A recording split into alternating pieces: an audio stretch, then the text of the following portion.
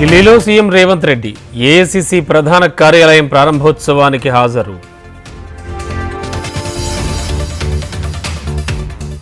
Australia పర్యటనకు TPCC chief Mahesh Kumar team. Sports యూనివర్సిటీపై అధ్యయనం చేయనున్న బృందం. నిజామాబాద్లో పసుపు బోర్డు ఏర్పాటు వర్చువల్గా ప్రారంభించిన కేంద్ర మంత్రి గోయల్. ప్రధాని ఆశీర్వాదంతో నిజామాబాద్లో పసుపు బోర్డు ఏర్పాటైంది. మోడీకి కృతజ్ఞతలు తెలిపిన ఎంపీ ధర్మపురి అరవింద్.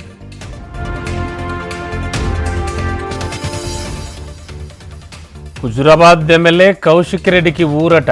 3 కేసుల్లోనూ షరతులతో కూడిన బెయిల్ మంజూరు.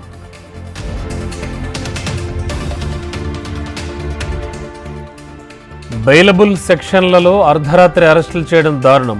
రాజకీయ ప్రేరేపిత కేసుల్లో తొందరపాటు వద్దని డీజీపీకి చురక.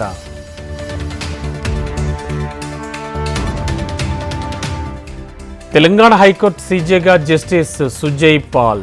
బాంబే హైకోర్టు సీజేగా జస్టిస్ అలోక్ ఆరాధే బదిలీ.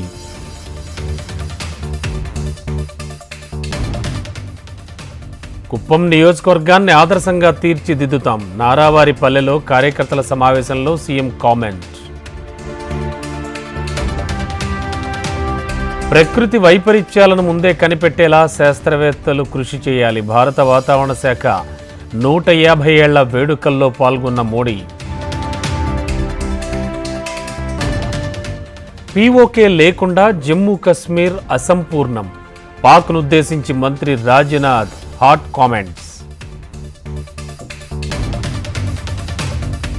రాహుల్ను విమర్శిస్తే బీజేపీ ప్రతిస్పందిస్తోంది. కాంగ్రెస్ బీజేపీల మధ్య సత్సంబంధాలు ఉన్నాయన్న కేజ్రీవాల్. అసెంబ్లీ ఎన్నికలకు ముందు ఢిల్లీ సీఎం అతీషీకి షాక్. ఎన్నికల కోడ్ ఉల్లంఘించారని కేసు నమోదు.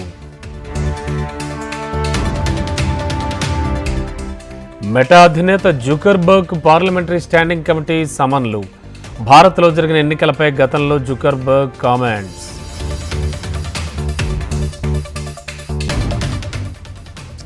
జమ్మూ కశ్మీర్ రాజౌరి సమీపంలో ల్యాండ్ మైన్ పేలుడు. 6 జవాన్లకు గాయాలు. ఆసుపత్రికి తరలింపు. కీవ్ను ఆక్రమించుకోవాలనుకున్న పుతిన్ ప్లాన్ను భగ్నం చేశాం. యుద్ధం మొదలైన నాటి నుంచి కీవ్లో ఉన్నది నేనేనన్న బైడెన్.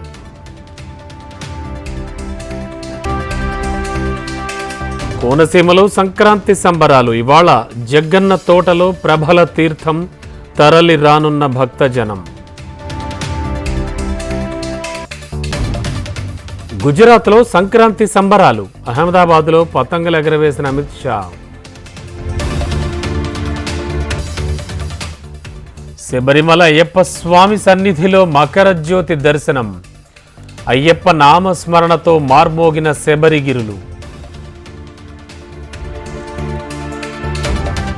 ప్రయాగ్రాజ్ మహాకుంభమేళాకు పోటెత్తిన భక్తులు. 2వ రోజు 3.5 కోట్ల మంది భక్తుల పుణ్య స్నానాలు. మహాకుంభమేళా సందర్భంగా ఆకాశంలో అద్భుతం. 13,000 అడుగుల ఎత్తులో కుంభమేళా పతాకాన్ని ఎగరవేసిన యువతి.